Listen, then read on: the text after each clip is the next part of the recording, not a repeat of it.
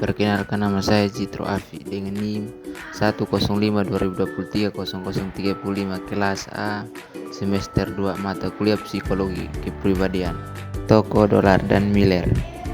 Teori yang dikembangkan oleh John Dolar dan Neal Miller dikenal sebagai teori belajar sosial dan teori motivasi.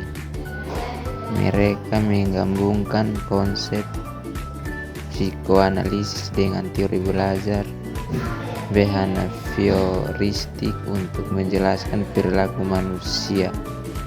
Berikut adalah penjelasan singkat mengenai teori Dolar. 1. Konsep utama. Dolar dan Miller mengemukakan bahwa perilaku manusia dipengaruhi oleh kebutuhan biologis dan psikologis, serta belajar dari pengalaman. Mereka menekankan pentingnya motivasi dan penguatan dalam membentuk perilaku individu. 2.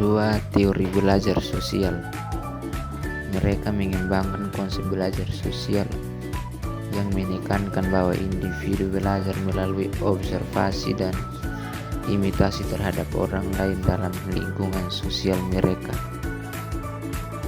Proses belajar sosial ini melibatkan perhatian, retensi, reproduksi, dan motivasi. 3. Konsep dorongan penguat.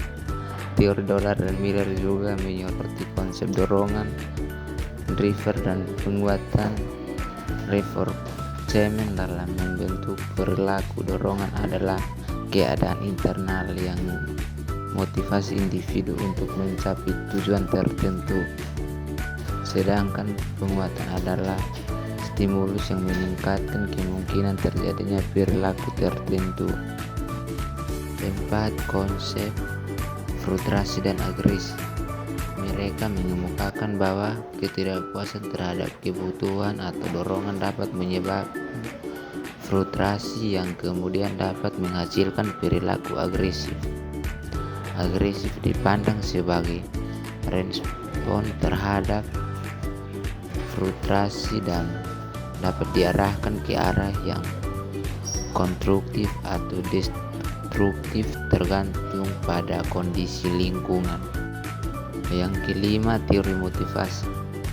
Dolar dan Miller juga mengembangkan teori motivasi yang menekankan bahwa perilaku individu dipengaruhi oleh kebutuhan yang mendorong individu untuk bertindak.